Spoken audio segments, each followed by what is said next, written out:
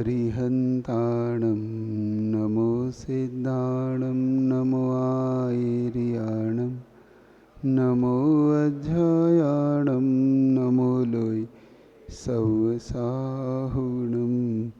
बोले पंच परमेष्टि भगवान की। संश्रवण आचार्य भगवंत गुरुदेव विद्यासागर जी महाराज की। आचार्य भगवंत समय सागर जी महाराज की।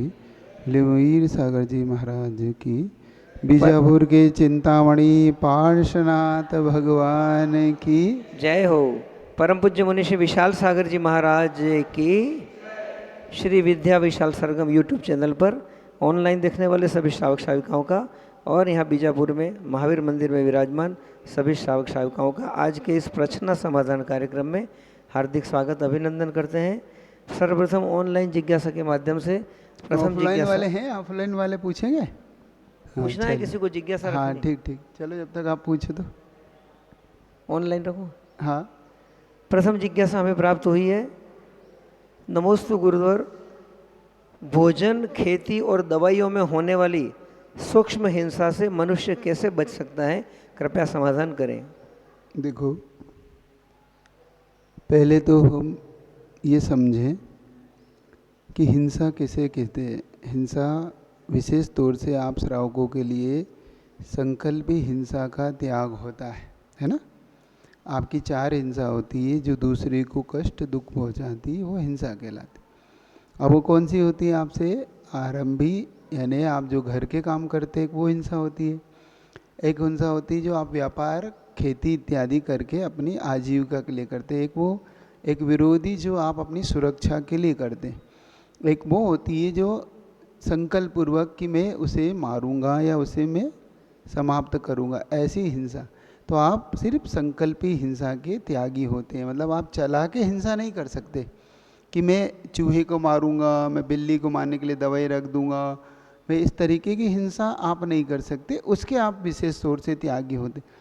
लेकिन रही सूक्ष्म हिंसा, तो सूक्ष्म हिंसा अगर करने का त्याग करना है तो सर्वप्रथम आप पहले प्रतिमा की ओर जाओ। आप छोटे छोटे अभ्यास कीजिए, अपनी आसक्ति को कम कीजिए, तब आप थोड़ी हिंसा से बच पाएंगे। तो हिंसा से अगर बचना है आप सबको, तो पहले आप अभ्यास के रूप में अपनी आवश्यकताओं को कम कीजिए। जितनी ज़रूरत है उतना ही जीवन को उसे आगे लेके चलिए, तब जाके आप बड़ी हिंसा से बच पाओगे। फिर बाद में छोटी हिंसा की बात बाद में आती है, त्याग की। छोटी हिंसा किसकी त्यगती है? जो मुनि महाराज होते हैं, वो अपने जीवन में उस छोटी हिंसा का भी त्याग करते। तो पहले बड़ी हिंसा तो त्यागो, तो पहले बड़ी हिंसा का त्याग करो। बड़ी हिंसा मतलब पहले किसी का मन दुखाने को त्याग कर दो, किसी को ऐसी बात कहने का त्याग कर दो जिससे वो जीवन भर टेंशन में आ जाता है, डिप्रेशन में आ जाता है, आत्महत्या जैसे कदम उठाता है ना, आपसी संबंध बिगड़ जाते हैं। पहले उस हिंसा का त्याग करो, वो हिंसा है। हम हिंसा क्या मानते? चींटी को बचाना ही अहिंसा मान लेते, लेकिन पंच इंद्रिय आदमी को कुछ भी कह दें वो उसको हम हिंसा ही नहीं मानते। तो पहले हम वो समझे ये हिंसा है, वास्तव में चींटी मारना ये सब हिंसा है। लेकिन क्या किसी के हृदय को दुखाना हिंसा नहीं है? किसी के विचारों में अपना विचार इस प्रकार से रखना जिससे कि सामने वाले को ठेस पहुंच जाए, उसको ईगो हर्ट हो जाए, ये भी नहीं करना, ये भी हिंसा है। तो पहले बड़ी हिंसा से बचिए, फिर छोटी छोटी हिंसाओं को बाद में जब आप आगे बढ़ेंगे तो अपने आप बड़ी हिंसा छोटी हिंसा से आप बच जाएंगे। ठीक है, चलिए। नमोस्तु गुरुवर, कुछ दिन पूर्व ही रीवा में बहुत बड़ी आकस्मिक दुर्घटना घटी थी जिसमें आरिका माता जी का समाधि मरण अचानक हो चुका। इस संबंध में गुरुदेव परम पूज्य प्रमाण सागर जी महाराज, सुधा सागर जी महाराज के द्वारा भी एक वृहत स्तर पर पूरे देश में आह्वान किया गया है। गुरुदेव, समाज अपना इस आह्वान पर 25 मई जो संत सुरक्षा दिवस है उस पर समाज अपना कर्तव्य का पालन कैसे करे जिससे इसका असर पूरे राष्ट्र में हो और हमारे साधुओं के विहार आदि में सुरक्षा रह सके? ये आप सबकी जागृति का सवाल है। सिर्फ हम शोक सभा को संपन्न करके इतिश्री ना करें, न हम सिर्फ लोगों की चर्चा का विषय बना के इसे इतिश्री कर दें। अब हमारी जागृति हमें दिखाना होगी, हम अपने आप को संत के लिए समर्पित हैं या नहीं।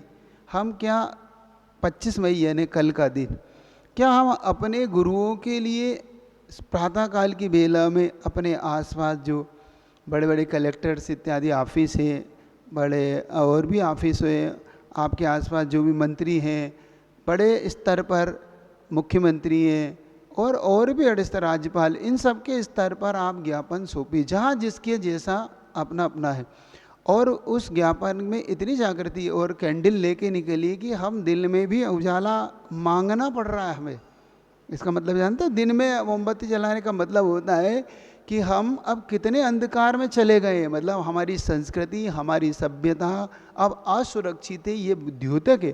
तो इसका एक बड़ा व्यापक निकालिए और लोगों की और समूह के साथ निकलिए। ऐसा नहीं कि सिर्फ आप चार लोग निकल जाओ, नहीं, पूरी समूह और पूरी जागृति दिखाइए। ये हमारे देवसहज गुरु की उनकी जीवन का सवाल है, उनकी लिए उनकी सुरक्षा का सवाल है। अब हमारे गुरु, हमारी आर्य संघ, हमारे चुल्लक चुल्लिका, ये सब अगर असुरक्षित हैं तो आप भी सुरक्षित नहीं हो, ये मान के चलना। आपकी संस्कृति, आपकी सभ्यता, आपके आने वाला सब कुछ अहिंसा ही खतरे में पड़ जाएगी। आप सब इसके लिए आप जागृत दिखाइए। और यह आह्वान सिर्फ मुनि महाराज ने सिर्फ दिगंबर जन समाज के लिए नहीं, दिगंबर श्वेतांबर ये अपनी एकता का प्रतीक दिखाएंगे। आप अपनी एकता के साथ आगे बढ़िए, तब जाके सरकार पर आपका प्रभाव दिखेगा। क्योंकि हम अपने सिर्फ भोजन तक अपने आप को सीमित न रखें, सिर्फ 4 बातों तक सीमित न रखें, अब जीवन को कुछ आगे उजाले में देखना चाहते हो कि हमें गुरु का प्रकाश मिले। तो गुरु सुरक्षित है तो समाज सुरक्षित है। क्योंकि भगवान बोलते नहीं, जिनवाणी हमें समझ में नहीं आती, हमें कोई अगर निर्देश देता है तो गुरु होता है। तो गुरु की सुरक्षा से समाज सुरक्षित है, आपका भविष्य सुरक्षित है। तो उस सुरक्षा के लिए जो आह्वान किया गया है संत सुरक्षा दिवस, इसका जो नाम दिया गया है, इसके अनुसार आप सबको जागृत दिखाना है और अपने कर्तव्य को करके दिखाना है। ऐसा नहीं कि हम सिर्फ 4 बातें करें, नहीं, अब हमें कर्तव्य पूरा करना है। हमें ये दिखाना है कि हम वास्तव में देव, और इसी का नाम सम्यक दर्शन है, इसी का नाम सक्रिय सम्यक दर्शन है, निष्क्रिय सम्यक दर्शन नहीं। अगर सक्रिय सम्यक दृष्टि हो और वास्तव में देवसाद गुरु के प्रति समर्पण है, तो अब दिगंबर श्वेतांबर सब मिलके पूरी सकल दिगंबर जन समाज कल के दिन को एक बड़ा रूप दे, सरकार को जगाए, लोगों को ये एहसास कराए कि नहीं, हम सिर्फ सोने वाले में से नहीं है, अब हम जाग रहे हैं। तो कल का दिवस एक बड़े रूप में कर्तव्य को पालन करें और कैंडल मार्च निकाले, ज्ञापन दे और अपनी जागृति समूह के साथ पूरा समाज सामने आए। इससे हमारी एकता, हमारी जागृति और हमारे सुरक्षा की दृष्टिकोण में तीव्रता आएगी। सरकार इस पे एक्शन लेगी, जैसे हमारे गुरुओं की सुरक्षा होगी, है ना। गुरु तो कुछ कहते नहीं, वो तो सहते हैं। तो आप उन आरिकाओं के उस फोटो को देख के ही थोड़ा अपने आप को जागृत कर लो कि उन आरिकाओं के साथ कितना बुरा व्यवहार हुआ, किस प्रकार से पूरे खून से लथपथ वह शरीर पड़ा हुआ था। एक एक श्वास के लिए जब दूसरी आरिका वहाँ पर इंतजार कर रही थी, है 4 बज के कुछ मिनट में उनकी अंतिम श्वास पूरी हुई। सब सोचो, हम सब सिर्फ आकुलित हो रहे थे, लेकिन उन्होंने किस प्रकार से अपने उस जीवन को अपनी पूर्ण इस गुरु के एक इशारे पर समर्पित किया। और किसी के प्रति कोई बुरा हमारा द्वेष भाव नहीं है, लेकिन ये हमारे संतों की, गुरुओं की सुरक्षा का सवाल है। तो इसको आप सब मिल के आगे बढ़ाइए और आगे की जागृति ये रखिए कि जहाँ आना जाना हो रहा है तो आप सब सामूहिक रूप से उनके साथ रहिए। ये भी आगे के लिए आपको ख्याल रखना है ना, यही हमारा सही कर्तव्य होगा। और भी बहुत सारे कर्तव्य यथायथा समय पर आपको इन कर्तव्यों को बताया जाएगा, ठीक है। कल बीजापुर समाज में यहाँ से एक ज्ञापन देना है, पूरा मैटर अच्छी तरह से लिख करके यहाँ जिला कलेक्टर या तहसीलदार जो भी लगते हों उनको जा करके, जितने भी लोग जा सकते हैं एक जुलूस के माध्यम से, नहीं तो 11 आदमी का प्रतिनिधि मंडल भी जा करके उन्हें यह ज्ञापन देना है, ताकि सरकार को पता चले कि हमारे जन साधुओं की सुरक्षा हमें करनी है। गुरुदेव, अगली जिज्ञासा है, मन तो हमें दिखाई नहीं देता है, तो उसे नियंत्रित करने का वास्तविक उपाय क्या है? अभी एक बहुत अच्छा ग्रंथ पढ़ रहे थे हम लोग, जिसका नाम है मूलाचार प्रदीप। उसमें आचार्य सकल कीर्ति महाराज बहुत अच्छी एक बात कहते हैं कि मन हमारे दिखाई नहीं देता, लेकिन हमें इंद्रिय दिखाई देती है। इंद्रिय और मन का एक गहरा संबंध है। हम अपने इंद्रियों पर अगर कंट्रोल करना जानते हैं तो हम मन को भी कंट्रोल कर सकते हैं। हमारी 5 इंद्रियां हैं, स्पर्शन, रसना, घ्राण, चक्षु और कर्ण, है ना। अब हमें जैसा स्पर्श होता है, जैसा हम खाते हैं, जैसा हम सूंघते हैं, जैसा हम देखते हैं, जैसा हम सुनते हैं, अब ये हमारे कंट्रोल से बाहर है, तो हमारा मन भी कंट्रोल से बाहर है। तो मन को कंट्रोल करने के लिए उन्होंने एक ही उपाय, सबसे अच्छा उपाय दिया, पहले अपने इंद्रियों पर कंट्रोल करो। वो तो हमें दिखाई देती है ना, हम क्या एक्सक्यूज देते हैं, हम देते हैं हमारा मन नहीं दिखाई देता इसलिए हमारा कंट्रोल में नहीं। हमें जो दिखाई देता पहले वो कंट्रोल करिए, जो नहीं दिखाई देगा वो अपने आप कंट्रोल होने लगता है। होता है कि नहीं? जैसे आपको ये करंट दिखाई नहीं देता है ना, लेकिन आपको स्विच दिखाई देता ना, पंखा दिखाई देता है, लाइट दिखाई, तो आप क्या करते हैं, वो स्विच ऑफ कर देते, तो अपने आप वहाँ से कंट्रोल कट हो जाता है। और जैसे ही करंट कट होता है तो सारी चीज़ें व्यवस्थित हो जाती है ना। तो ऐसे ही मन भले ही दिखाई नहीं देता, करंट भले ही दिखाई नहीं देता, लेकिन स्विच ऑफ होने पर आपका कंट्रोल, करंट कंट्रोल होता है। ऐसे ही आपके इंद्रिय रूपी स्विच को ऑफ कीजिए, उसे कंट्रोल कीजिए, आपका मन कंट्रोल होगा। तो मन को कंट्रोल करना आचार्यों ने जो हमें उपाय दिए हैं, और सबसे अच्छा उपाय है स्वाध्याय, श्रुत का अध्ययन, श्रुत में मन को लगाइए। ये सबसे श्रेष्ठ उपाय है आपके मन को कंट्रोल करने। अगली जिज्ञासा गुरुदेव नमोस्तु। क्या मनुष्य अपने विचारों का स्वामी है या विचार मनुष्य को नियंत्रित करते हैं? कृपया समाधान करें।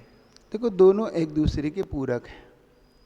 हम मनुष्य एक विचारों की उत्पत्ति केंद्र है, हम एक फैक्ट्री है, हमारे अंदर से विचारों का उत्पादन हमेशा होता रहता है, लेकिन हम जरूरी है कि उन विचारों के अकॉर्डिंग चल पड़े। जैसे मान लो हमारे मन में बुरा विचार आया, तो हमारे हाथ में है ना कि हम उन विचारों को क्रियान्वित करें या ना करें। मान लो विचार आया, चलो आज कुछ ऐसा खाया जाए, अब क्या खाया जाए?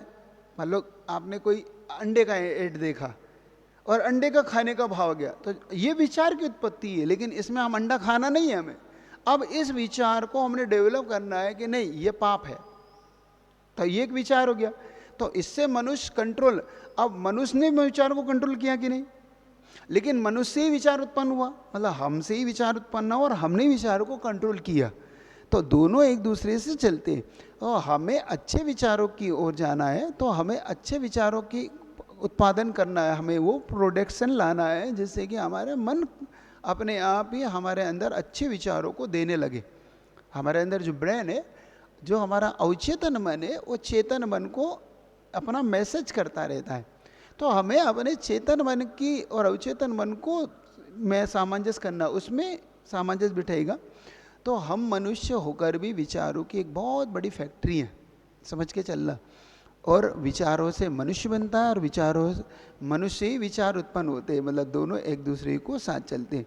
तो दोनों एक दूसरे को कंट्रोल करें कि अच्छे विचार होंगे तो मनुष्य अपने आप ही अच्छी तरफ जाएगा, अच्छा उसका विजन बढ़िया होगा, उसके पास अच्छी विचारधाराएं होंगी, उसके पास अच्छा लक्ष्य होगा। लेकिन अगर उसके विचार खराब होंगे तो फिर उसके विचारों को फिर उसे रोकना है। तो दोनों एक दूसरे को कंट्रोल करते हैं, हमें एक दूसरे को कंट्रोल करना है, तो हमें इस प्रकार के विचारों को उत्पन्न करना पड़ेगा। तो दोनों एक दूसरे के साथ चल के चलिए, है ना। दिनेश कुमार राठौड़, थड़ोद, सिंगोली, मध्य प्रदेश। गुरुदेव जिज्ञासा प्रेषित के हैं, कहते हैं कि सर कटा सकते हैं लेकिन सर झुका सकते नहीं। तो जिज्ञासा यह है कि हमें अपने सर को कहाँ झुकाना चाहिए और कहाँ नहीं झुकाना चाहिए। कृपया हमारे प्रश्न का समाधान करें। देखो, ये किस प्रसंग में आपने पहले कहा कि सर कटा सकते हैं, सर झुका सकते हैं, मतलब ये है हमारी देशभक्ति के लिए। ये प्रसंग वहाँ पे क्या था, हमारी देशभक्ति के लिए हम अपने सर को दे सकते, लेकिन हम किसी के सामने गुलामी स्वीकार नहीं कर सकते, मतलब हम अपने देश को बेच नहीं सकते, ये प्रसंग है। अब हमें सर झुकाना है, किन के सामने झुकाना है? जिस सर का हमारा विनय प्रकट होता है, जिस सर से हमारा अभिमान चूर चूर होता है, तो हमें उन गुणी व्यक्तियों के चरणों में अपने मस्तक को झुकाना है, जो हमसे ज़्यादा श्रेष्ठ हैं, गुणवान हैं, जो हमसे बड़े हैं। जैसे हमारे देवशास गुरु, वो हमसे गुणवान हैं, हमें उनके उनके चरणों में सर झुकाना। अब वहाँ थोड़ी कहना कि हम सर नहीं झुका सकते, सर नहीं कटा सकते, ये नहीं कहना, ये हमारा अभिमान है। माता पिता हैं जिन्होंने हमें जन्म दिया, जिन्होंने हमें सब कुछ दिया, अब उनके चरणों के नहीं हम सर कटा सकते हैं तो फिर ये तो अभिमान है ना। नहीं, भले ही माता पिता कम पढ़े लिखे हैं, माता पिता शायद गरीब थे, हम बहुत अमीर हो गए, हम बहुत अच्छे लेवल पे पहुंच गए, हमारी बहुत अच्छी पढ़ाई हो गई, लेकिन इसका मतलब थोड़ी कि हम सर नहीं झुकाएंगे। फिर भी हमें उनके चरणों में अपने मस्तक को झुकाना है कि नहीं, आपने ही हमें सब कुछ दिया है। मतलब ये कहना कि हमें सब कुछ आपसे मिला है, ये वास्तविकता है। तो हमें पहले उसको समझना होगा कि हमें कहाँ झुकाना है। तो हमें अपनी श्रद्धा को मजबूत बनाना है तो सच्चे देवसास गुरु के चरणों में अपने मस्तक को झुकाना है।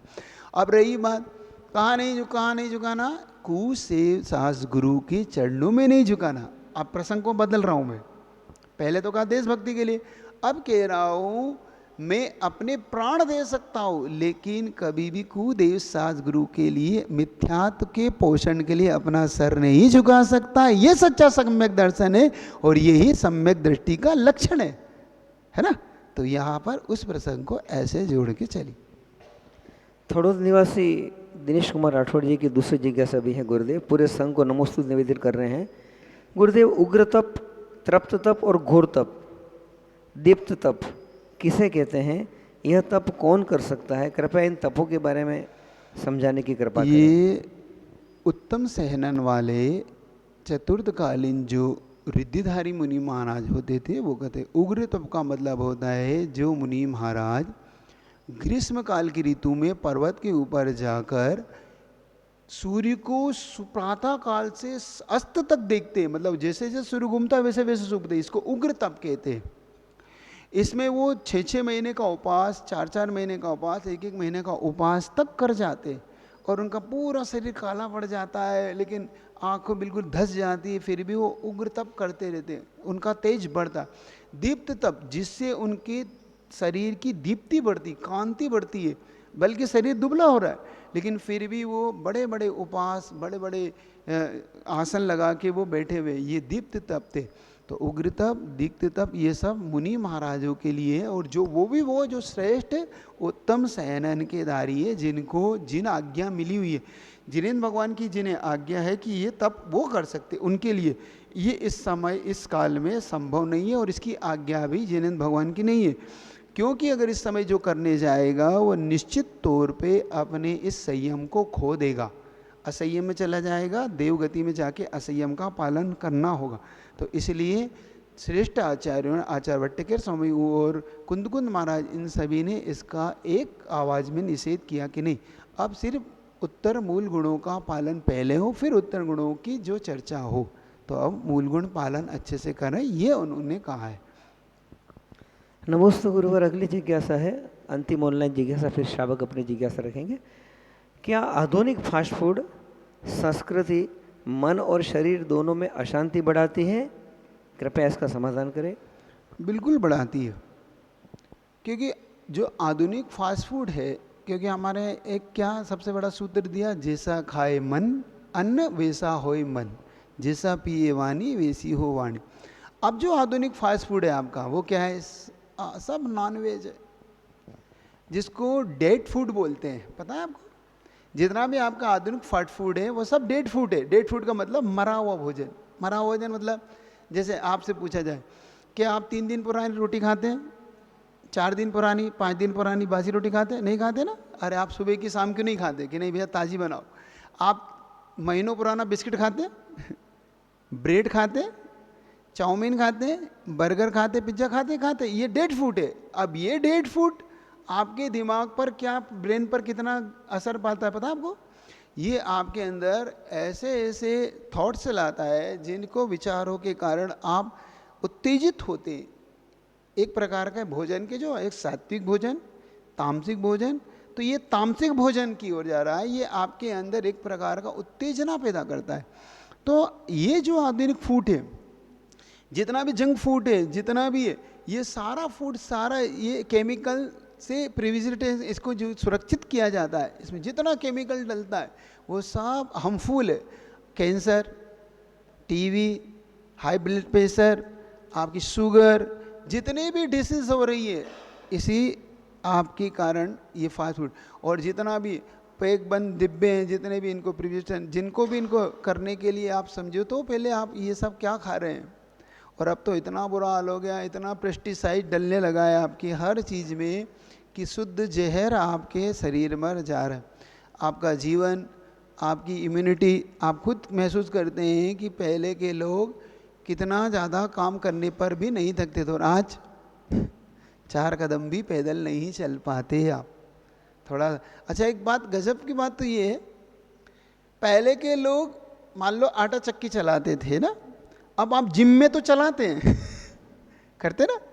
पहले के लोग पानी कुएं से पानी खींचते थे, लेकिन आप वहाँ जिम में तो रस्सी ऐसा ऐसा करेंगे, लेकिन कुएं से पानी नहीं खींचेंगे। जिम में आप साइकिल, पहले के लोग पैदल साइकिल चलाते थे, अब वहाँ साइकिल चलाएंगे, आप करेंगे ना।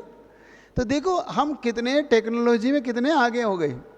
अब हम मूर्ख हो गए कि आगे हो गए पता नहीं, हम किस ओर जा रहे हैं। तो ये जो हमारा भोजन है निश्चित तौर पे हमारे मन को, हमारे आचरण को, सबको बिल्कुल बहुत गलत ट्रैक पर ले जाने वाला है। इस भोजन को बदलिए, वरना आपके अंदर बहुत कुछ बीमारियां, बहुत कुछ गंदी चीज़ें पैदा करेगा, आपके अंदर गलत आदतें डालेगा, और आपके अंदर उत्तेजना क्यों होती है। आजकल इतने सारे केस हो रहे हैं ना, चाहे वो मर्डर के केस हो रहे हैं, बलात्कार के केस हो रहे हैं, क्यों रही है? क्योंकि भोजन पानी का सबसे ज़्यादा उसके ब्रेन पे असर है, सबसे ज़्यादा। थोड़ी सी बात में उत्तेजित होता है, थोड़ी सी बात में माता पिता को छोड़ देता है, अपनी पत्नी को छोड़ देता है, मर्डर कर देता है। क्यों? क्योंकि हर समय उसके उत्तेजना उसके अंदर भरी पड़ी होती। उत्तेजनाओं से बचने के लिए तो आपका भोजन सात्विक होता था, तो सात्विक होने पर पहले सहनशीलता भी होती थी, सहन होता था, आदमी 2 बातों को सहन करता था। क्यों? क्योंकि उसका भोजन सात्विक होता था, उसके अंदर शुद्ध हवा पानी होते थे, तो इनका असर जीवन पर बहुत गहरा पड़ता है। तो भोजन पानी को व्यवस्थित अभी भी कीजिए। अभी भी आप इतना, जितना मैं फिर कहता हूँ, जितना आप दवाई में खर्चा कर रहे हैं, उतना ही अगर आप थोड़ी बहुत ज़मीन ले लें, मतलब आप दवाई में हर साल 10-20 हज़ार 50 हज़ार खर्च कर रहे हैं, तो आप अगर थोड़ी सी 2-5 गुंटा बोलते हैं ना यहाँ पे स्क्वायर फीट में, 2-4 हज़ार स्क्वायर फीट दूर भी जहाँ आपको सस्ती मिले, उसमें भी अगर थोड़ा धान सब्जी अगर उगा के आप अपना, तो आप शुद्ध भोजन पानी तो हो ही सकता है आपका, है हो सकता कि नहीं? तो इतना कीजिए, बदल। चलिए, आपका यहाँ से किसी को करना है, जल्दी करिए, माइक दे दे। नमस्ते महाराज जी। द्रव्य हिंसा से भाव हिंसा बड़ी है ना, मुझे कौन सी? देखो, द्रव्य हिंसा और भाव हिंसा में हम किसको बड़ा माने, है ना? आप ये कह सकते हैं कि आप बिना भाव के द्रव्य हिंसा होती है? बिना भावों के द्रव्य हिंसा होती है, ऐसा कह सकते हैं? हमारे अंदर पहले भावों में उत्तेजना आती है, भावों में वो आता है, फिर हिंसा, द्रव्य हिंसा होती, पहले हम समझे।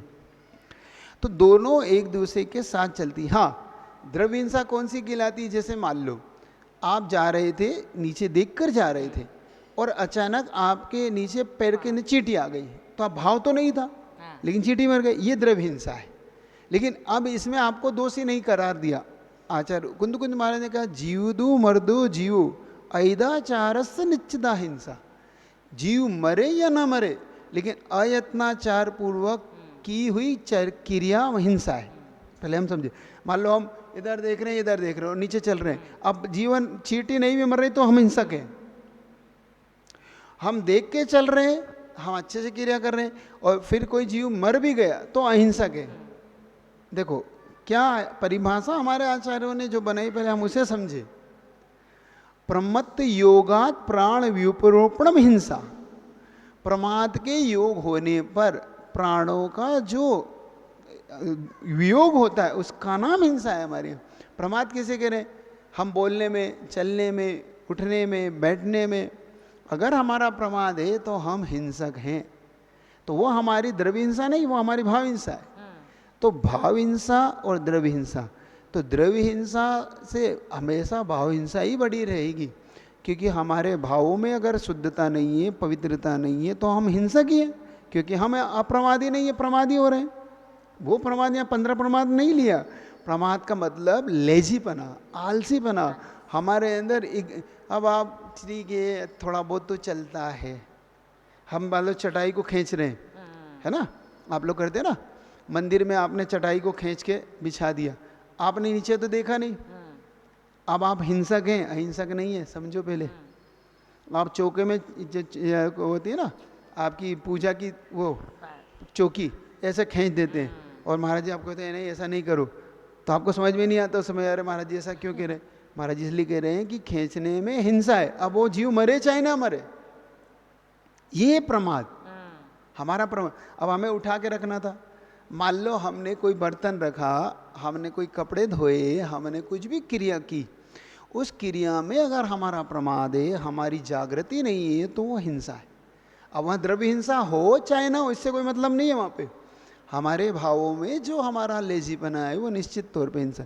तो हिंसा का मतलब सीधा सीधा सिद्धांत है, हमारे द्वारा जो भावों पूर्वक हमारे दूसरे के जीवों के जीवन को जो क्षति पहुँच रही है या नहीं पहुँच रही है, फिर भी हमारे भाव अपवित्र हो गए, हमारा मन अपवित्र हो रहा है, हमारा वचन अपवित्र हो रहा है। अब इसमें कोई जीव नहीं मर रहा, हम वचन बोल रहे हैं तुम देख लूंगा तुमको, इसमें कोई जीव मर गया, लेकिन ये हिंसा है।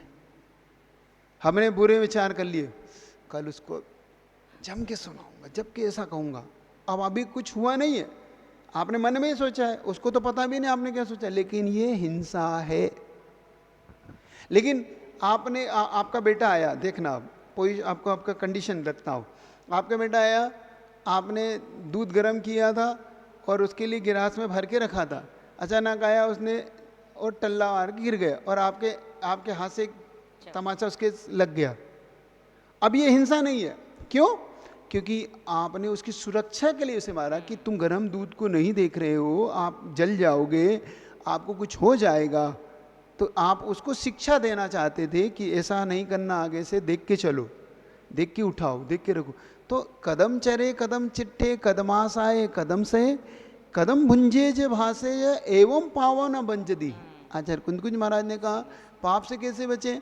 तो जदम चरे जदम चिट्ठे, जदमास आए जदम से, जदम भुंजे जे भासे एवं पावम न बंजदी। यत्नपूर्वक चलिए, यत्नपूर्वक बैठिए, यत्नपूर्वक खाइए, यत्नपूर्वक बोलिए, यत्नपूर्वक सोइए, तो यत्नपूर्वक ही हम पाप से बच सकते। इसी का नाम अहिंसा है। ये हमारे संसार में तो समय समय पे एक मिनट माइक के पास रख के बोली, मुझे सुनाई नहीं पड़ रहा। हाँ, संसार में तो समय समय पे ही भाव हिंसा हो रही है, तो उसी तो बचने का नाम है। और वही हिंसा से बचने के लिए तो व्यक्ति त्यागी व्रती संयमी बनता है, उसी का नाम संयम है, वरना फिर संयम क्या है ना?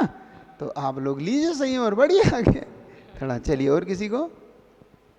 ठीक, हाँ माइक में।